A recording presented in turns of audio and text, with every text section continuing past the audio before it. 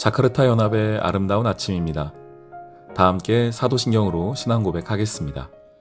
전능하사 천지를 만드신 하나님 아버지를 내가 믿사오며 그 외아들 우리 주 예수 그리스도를 믿사오니 이는 성령으로 잉태하사 동정녀 마리아에게 나시고 본디오 빌라도에게 고난을 받으사 십자가에 못 박혀 죽으시고 장사한 지 사흘 만에 죽은 자 가운데서 다시 살아나시며 하늘에 오르사 전능하신 하나님 우편에 앉아 계시다가 저리로서 산자와 죽은 자를 심판하러 오시리라. 성령을 믿사오며 거룩한 공회와 성도가 서로 교통하는 것과 죄를 사하여 주시는 것과 몸이 다시 사는 것과 영원히 사는 것을 믿사옵나이다. 아멘. 제17장.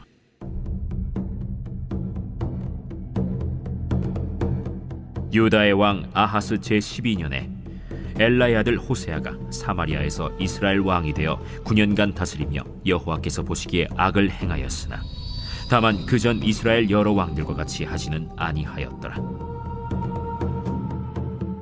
아수르의 왕 살마네셀이 올라오니 호세아가 그에게 종이 되어 조공을 드리더니 그가 애굽의 왕 소에게 사자들을 보내고 해마다 하던 대로 아수르 왕에게 조공을 드리지 아니하매 아수르 왕이 호세아가 배반함을 보고 그를 옥에 감금하여 두고 아수르 왕이 올라와 그 온 땅에 두루 다니고 사마리아로 올라와 그곳을 3년간 애워쌌더라.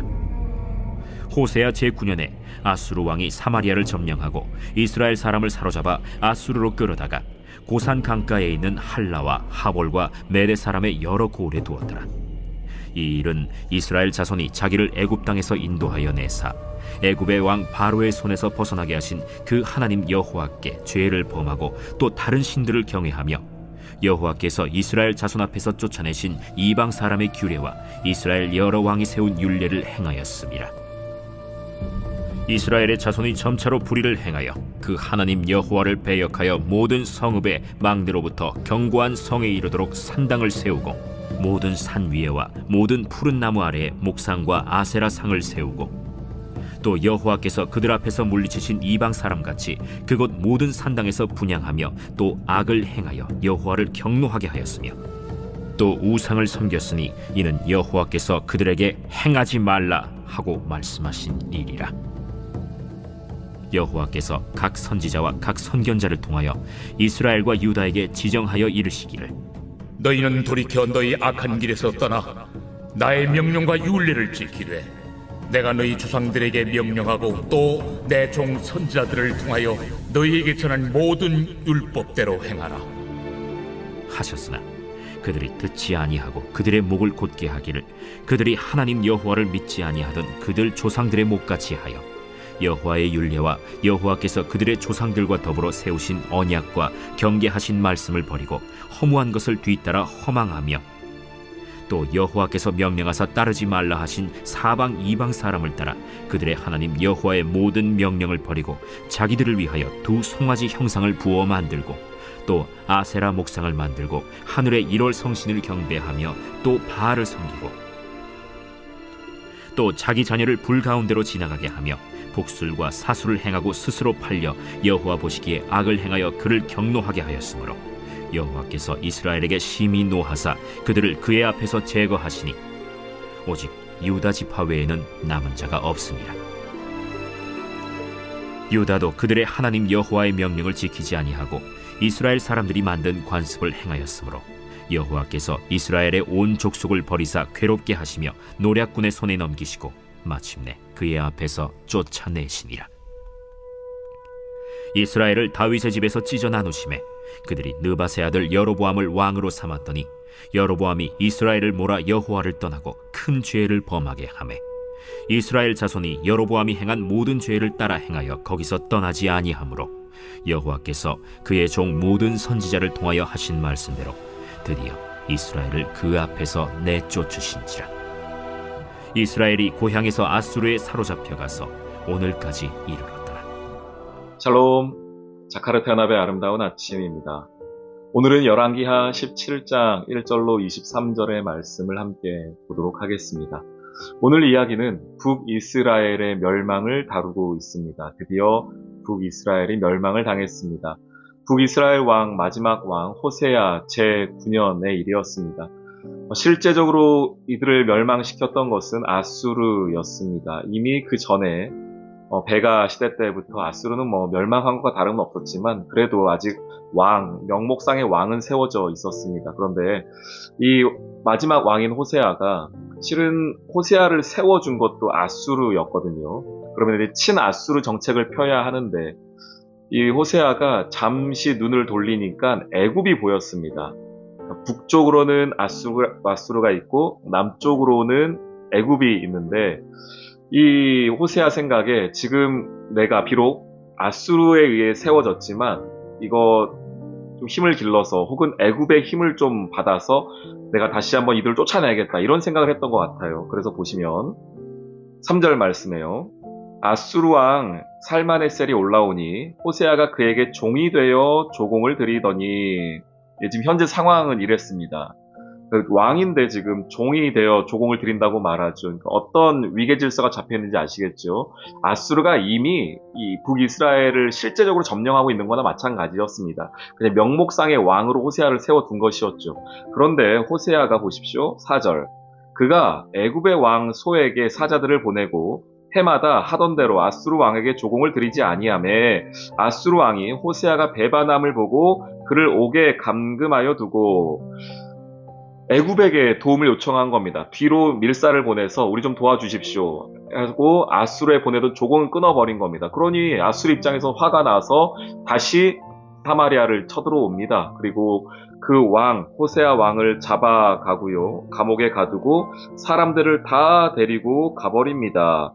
포로들을 끌고 간 것이죠. 이게 호세아 제9년의 일이었습니다. 이렇게 하여서 북이스라엘은 이제 멸망의 길로 가게 됩니다. 멸망받습니다. 예, 아수르에서 이제 끝난 거예요. 어떤 역사적 팩트로만 얘기하면은 아수르와 애굽 사이에서 갈팡질팡하다가 결국은 멸망해 버린 것. 이게 이제 마지막 호세아 때의 이 북이스라엘의 상황입니다. 그런데 이 역사적인 팩트보다 더 중요한 것은 그 역사를 움직이시는 하나님의 결정, 하나님의 생각 아니겠습니까? 7절부터 보시면은 23절까지인데 왜 북이스라엘이 멸망했는가를 길게 설명을 해주고 있습니다. 왜 북이스라엘이 멸망했는가? 단순히 외교를 잘못해서인가? 정치를 잘못해서인가? 군사력이 없어서인가? 그것이 아니라 7절 보시죠. 이 일은 이스라엘 자손이 자기를 애굽 땅에서 인도하여 내사 출애굽 시대 때부터 거슬러 올라가는 겁니다. 애굽의 왕 바로의 손에서 벗어나게 하신 그 하나님 여호와께 죄를 범하고 또 다른 신들을 경외하는 것, 이것 때문에 결국 하나님을 섬기지 않아서 이들이 멸망당하였다라고 말하고 있는 것입니다. 북이스라엘의 멸망의 스토리인데 출애굽 시대 때부터 거슬러 올라가지 않습니까? 애굽에서 그들을 건져내신 하나님. 근데 이 출애굽의 사건은 여러분 아시겠지만 단순히 역사적 출애굽이 아니라 성경에서 말하는 출애굽 사건은 구원의 사건이죠. 구원의 그림입니다. 그러니까 구원해 주신 하나님을 너희가 잊어버렸다는 겁니다. 구원해 주신 하나님, 너희가 어떻게 구원받았는지를 잊어버리게 되면은 너희의 그 마지막 길은 멸망이다는 거예요. 그리고 하나님께서 그들을 멸망시키실 때에도 한꺼번에 치시는 건 아닙니다. 9절 보십시오. 이스라엘 자손이 점차로 불의를 행하며 점차로, 그러니까 한 번에 이들이 멸망의 길로 가는 게 아니에요. 서서히 갑니다. 그런데 이들이 서서히 갈 때에 하나님이 그냥 놔두시나요? 아니죠. 그들이 잘못된 길을 갈 때마다 몇 번씩 사람을 보내서 말씀해 주십니다. 13절 여호와께서 각 선지자와 각 선견자를 통하여 이스라엘과 유다에게 지정하여 이르시기를, 하나님이 지정하여서 그들에게 말씀하셨다는 거예요. 보내셨다는 겁니다. 그럼에도 듣지 않았다. 14절 그들이 듣지 아니하고 그들의 목을 곧게 하기를. 그러니까 이게 그들이 멸망하는 길이었습니다.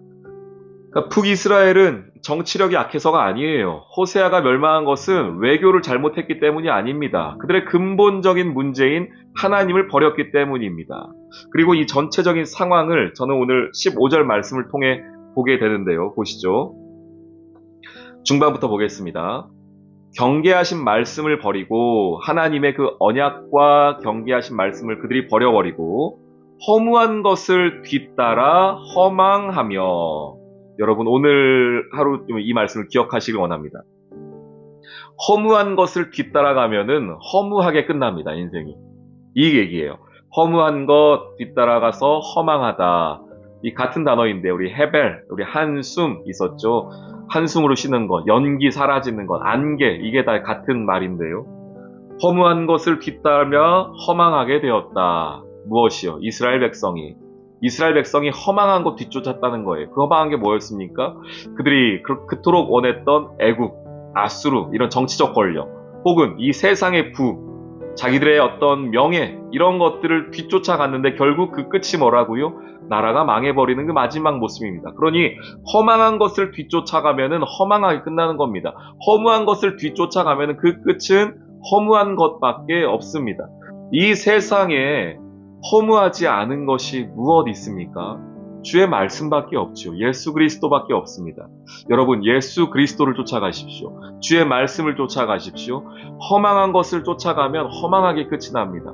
허무한 것을 쫓아가면 허무하게 인생이 끝나고 맙니다. 그것이 오늘 북이스라엘이 우리에게 주는 교훈입니다. 북이스라엘은 정치를 못해서 경제가 안 좋아서 망한 것이 아니라 허무한 것을 쫓다가 허무하게 끝났다는 것입니다. 오늘 이 하루 여러분, 허무한 것이 아니라 우리의 참 진리요, 참 길을 되시는 예수 그리스도, 주의 말씀을 따라 쫓아 살아가는 저와 여러분의 오늘 이 하루 되시기를 주님의 이름으로 축원합니다. 아멘. 오늘의 기도. 하나님, 이 험한 세상 가운데 하나님의 자녀로 주의 백성으로 우리를 불러주시니 감사합니다. 이 세상 사람들이 의지하는 것이 아닌 오직 주님만, 그리고 주의 말씀만 의지하고 신뢰하길 원합니다. 주님만이 우리 인생에 의지할 분이심을 다시 한번 고백하오니 오늘 이 하루도 주님만 따라가는 인생 되게 하여 주옵소서. 예수님의 이름으로 기도합니다. 아멘.